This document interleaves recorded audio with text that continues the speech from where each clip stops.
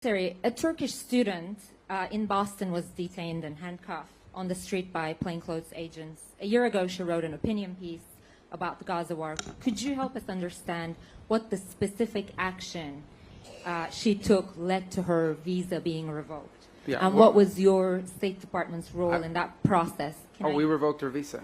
It's an F1 visa, I believe. We revoked it, and here's why. And I'll say it again. I said it everywhere. Let me be abundantly clear, okay? If you go apply for a visa right now, anywhere in the world, let me just send this message out.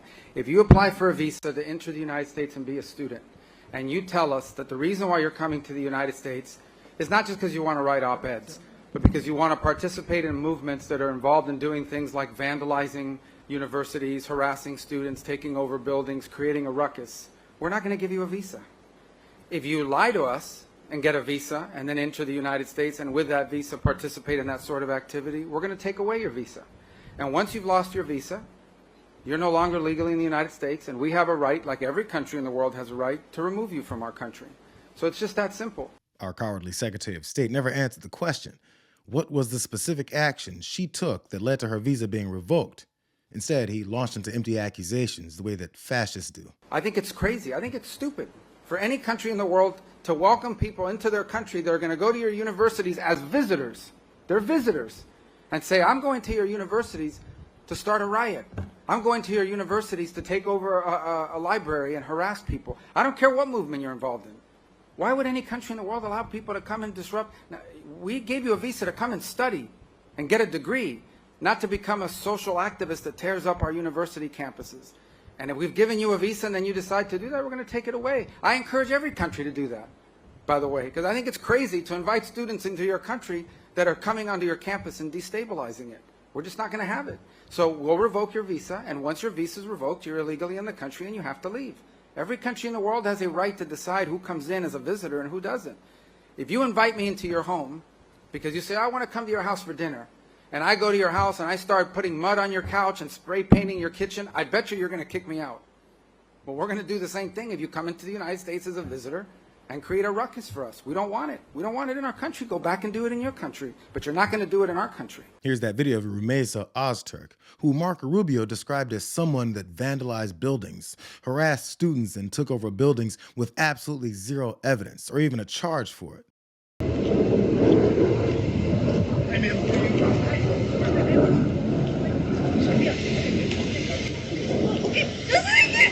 Surveillance video shows a graduate student at Tufts University near Boston being taken into custody by federal agents, according to the student's attorney.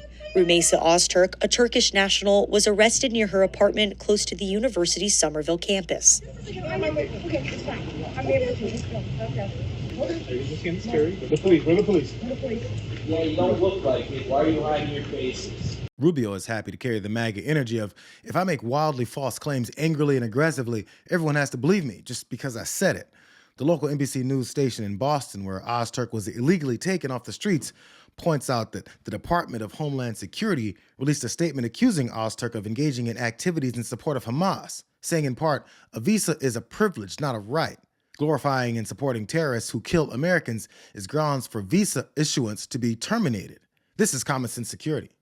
They have not provided any evidence or explained how Ozturk supported the group. Secretary of State Marco Rubio said the Trump administration has revoked the visas of at least 300 people, including Ozturk. We do it every day. Tufts students say they believe Ozturk was targeted for an article she wrote with 3 other students, calling for the university to divest from companies directly tied to Israel. It's not just because you want to write op-eds, but because you want to participate in movements that are involved in doing things like vandalizing universities, harassing students, taking over buildings, creating a ruckus.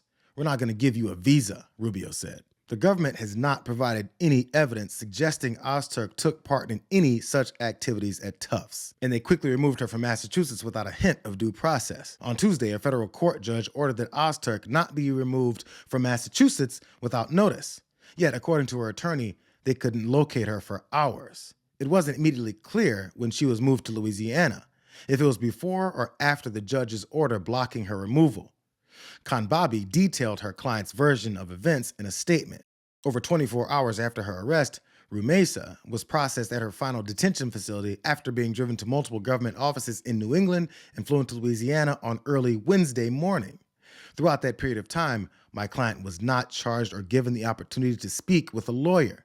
I had the opportunity to speak with Rumesa on Thursday night, and she was grateful to finally get an explanation of what was happening to her and to learn of all the community support she has. Marco Rubio bragged about taking away the visas of people every day for the crime of disagreeing with our participation in the targeted killing of tens of thousands of innocent Palestinians in Gaza.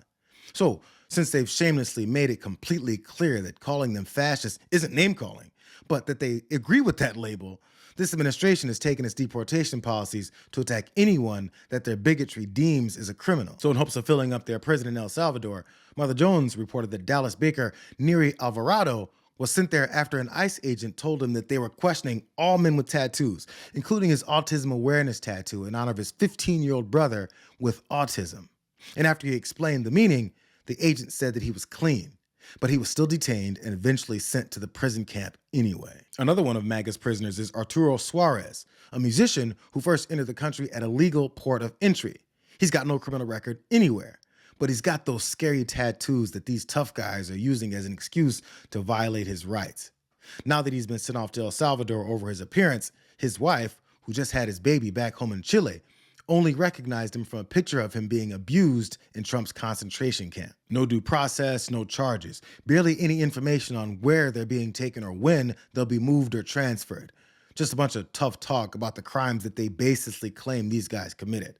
These violations have targeted college students, legal migrants, and also asylum seekers, who are all treated like a threat because this self-proclaimed superior race party is in a rage. Migrants are caught in this sort of Trump-created limbo where they've been deported from the United States, but they also can't go home.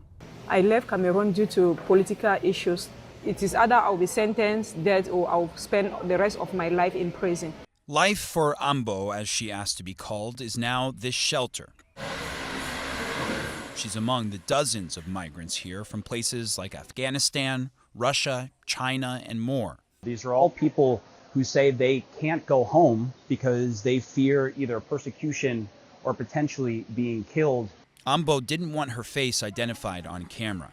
She says she arrived at the U.S.-Mexico border on January 23rd, hoping to make a case for asylum.